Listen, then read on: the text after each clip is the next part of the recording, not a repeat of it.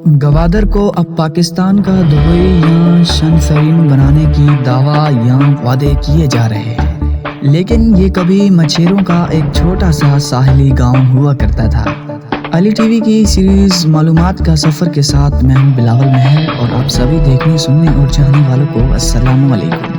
ناظرین و سامعین، 1783 میں جب عمان کے موجودہ حکمران سلطان قابوس کے دادا سلطان تیمور نے شکست کے بعد بلوچستان کی ریاست قلات میں پناہ لی تھی، تو اس وقت کے خان آف قلات میر نصیر خان بلوچ نے ان کو گوادر کی بستی عطا کی تاکہ وہ یہاں اپنا گزر بسر کر سکیں۔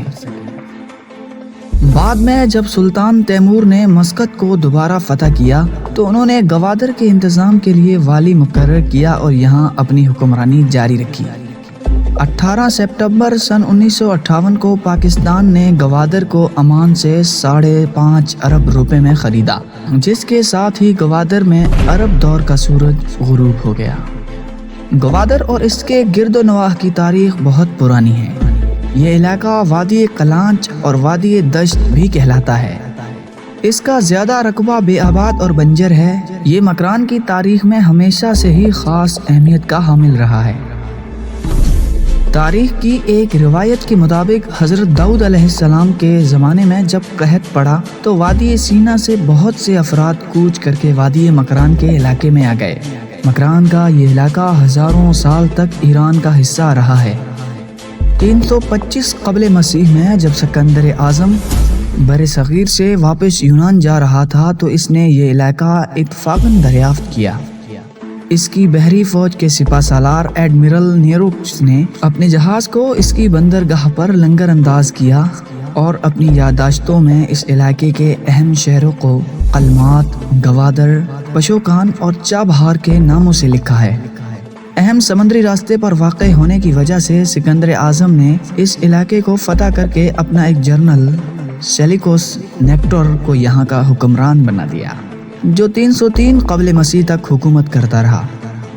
303 قبل مسیح میں بر صغیر کے حکمران چندرگپت نے حملہ کر کے یونانی جنرل سے یہ علاقہ چھین لیا اور اپنی حکومت میں شامل کر لیا، مگر 1000 سال بعد پھر یہاں کی حکمرانی ایران کے بادشاہوں کے پاس چلی گئی۔ 711 عیسوی میں مسلمان جنرل محمد بن قاسم نے یہ علاقہ فتح کر لیا۔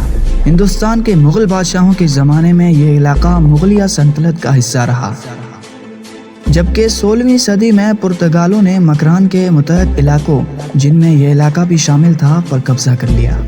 سن 1581 میں پرتگیزوں نے اس علاقے کے 2 اہم تجارتی شہروں پسنی اور گوادر کو جلا دیا۔ یہ علاقہ متعدد مقامی حکمرانوں کے درمیان میں بھی تختہ مشق بنا رہا، اور کبھی اس پر بلیدی حکمران رہے تو کبھی رندوں کو حکومت ملی، کبھی ملک حکمران بن گئے تو کبھی کچکیوں نے اس پر قبضہ کر لیا، مگر اہم حکمرانوں میں بلیدی اور گچکی قبیلے ہی رہے ہیں۔ بلیدی خاندان کو اس وقت بہت پذیرائی ملی جب انہوں نے زکری فرقے کو اپنا لیا، اگرچہ گچکے بھی زکری فرقے سے ہی تعلق رکھتے تھے۔ اس علاقے پر سن 1740 تک بلیدی حکومت کرتے رہے۔ ان کے بعد گچکیوں کی ایک عرصہ تک حکمرانی رہی، مگر خاندانی اختلافات کی وجہ سے جب یہ کمزور پڑے تو خان آف قلات میر نصیر خان اول نے کئی مرتبہ ان پر چڑھائی کی، جس کے نتیجے میں ان دونوں نے اس علاقے اور یہاں ہونے والی آمدن کو آپس میں تقسیم کر لیا۔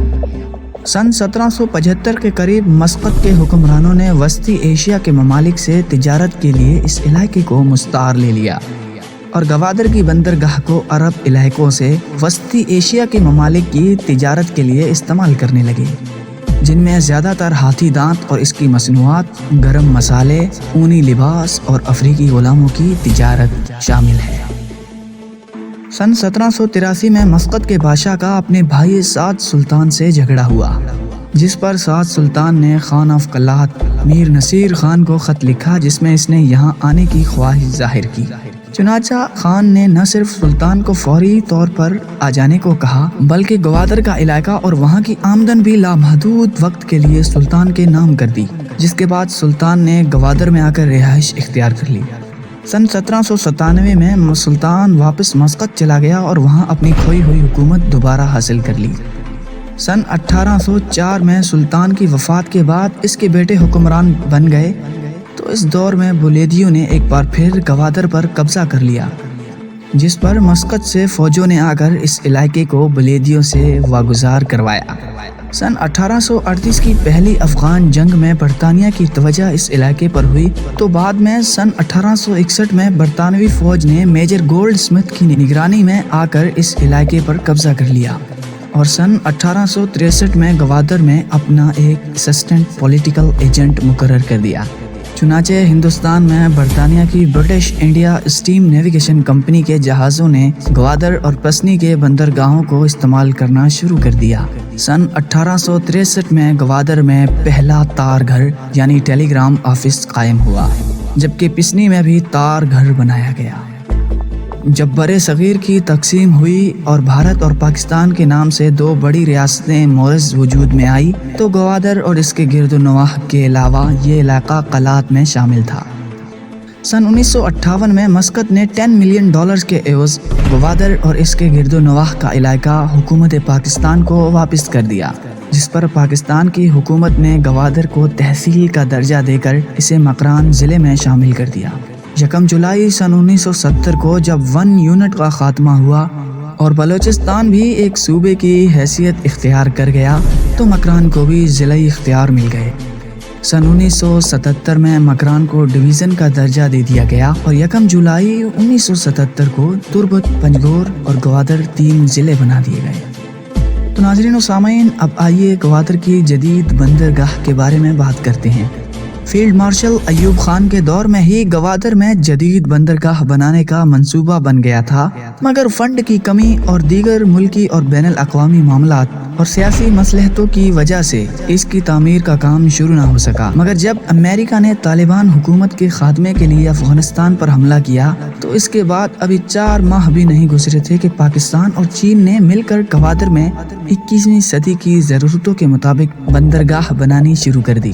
چینیوں کے اس شہر میں داخلے کے ساتھ ہی شہر کی اہمیت یکدم بڑھ گئی اور مستقبل کا بین الاقوامی شہر اور ٹیکس فری زون کا اعلان ہوتے ہی ملک بھر کے سرمایہ دار اور دولت مند کھربوں روپے لے کر اس شہر میں پہنچ گئے اور زمینوں کو خریدنے کا کام شروع کر دیا اور زمینوں کی خرید و فروخت کے لیے مقامی شہریوں کو ان کے منہ مانگے روپے دینے شروع کر دیے، جس کی وجہ سے 200 روپے کرایہ کی دکان 30,000 روپے تک ہو گئی اور 30,000 روپے فی ایکڑ زمین کی قیمت 2 سے 3 کروڑ روپے تک پہنچ گئی۔ چنانچہ گوادر کا عام شہری جو چند ایکڑ کا مالک تھا، دیکھتے ہی دیکھتے کروڑ پتی اور ارب پتی بن گیا۔ چنانچہ اب شہر میں بے شمار چمکتی دمکتی اور قیمتی گاڑیوں کی بھرمار ہو گئی، جس کی وجہ سے چھوٹی اور تنگ سڑکیں مزید سکڑ گئی۔ شہر کے تقریباً تمام بے روزگار افراد نے پراپرٹی ڈیلر کے دفتر کھول لیے، جبکہ دوسرے شہروں سے آئے ہوئے افراد نے پراپرٹی کو منافع بخش کاروبار سمجھتے ہوئے بڑے بڑے ادارے قائم کر لیے۔ شہر کی ابتر حالت کو بہتر اور منظم بنانے کے لیے حکومت نے 2003 میں گوادر ڈیولپمنٹ اتھارٹی کے نام سے ایک ادارہ بنایا، جس کا قانون بلوچستان کی صوبائی اسمبلی نے سن 2002 میں منظور کیا تھا، مگر نومولود ادارہ تاحال شہر کی حالت کو سدھارنے میں کامیاب نہ ہو سکا۔ ناظرین و سامعین، گوادر بندرگاہ خلیج فارس، بحیرہ عرب، بحر ہند، خلیج بنگال اور اسی سمندری پٹی میں واقع تمام بندرگاہوں سے زیادہ گہری بندرگاہ ہے اور اس میں بڑے بڑے کارگو بحری جہاز بآسانی لنگر انداز ہو سکیں گے، جن میں 2.5 لاکھ ٹن وزنی جہاز شامل ہیں۔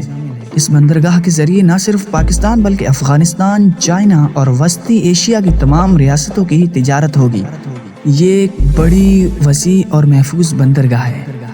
اس کی اہمیت کے پیش نظر بہت سے ممالک کی اس پر نظریں ہیں۔ بندرگاہ کا ایک فیز مکمل ہو چکا ہے، جس میں 3 برتھ اور 1 ریمپ شامل ہے۔ ایک برتھ کی لمبائی 600 میٹر ہے، جس پر بیک وقت کئی جہاز کھڑے ہو سکیں گے، جبکہ دوسرے فیز میں 10 برتھوں کی تعمیر ہوگی۔ بندرگاہ چلانے کے لیے بنیادی سامان اور آلات بھی لگ چکے ہیں، مگر یہاں اس لیے کام نہیں ہو رہا کہ دوسرے علاقوں جیسے وسطی ایشیا کے ممالک کے لیے رابطہ سڑکیں موجود نہیں ہیں اور اس مقصد کے لیے کئی بین الاقوامی معیار کی سڑکیں بنائی جا رہی ہیں۔ مثلاً M8 اور C پیک کی تعمیر پر کام شروع ہو چکا ہے، جو تقریباً 892 کلومیٹر طویل موٹر وے ہوگی، جو گوادر کو تربت، آواران، خوزدار اور رتو ڈیرو سے ملائے گی، جو پھر M7، M6 اور انڈس ہائی وے کے ذریعے گوادر کا چین کے ساتھ زمینی راستہ قائم کرنے میں مددگار ثابت ہوگی۔ اس کے علاوہ گوادر کو ایران اور افغانستان کے ساتھ ملانے کے لیے بھی سڑکوں کا جال بچھایا جا رہا ہے۔ تو ناظرین محترم، آج کی یہ ویڈیو آپ کو کیسی لگی؟ اپنی رائے کا اظہار کمنٹ باکس میں ضرور کیجیے اور ہمارے چینل علی ٹی وی کو سبسکرائب کرنا مت بھولیے۔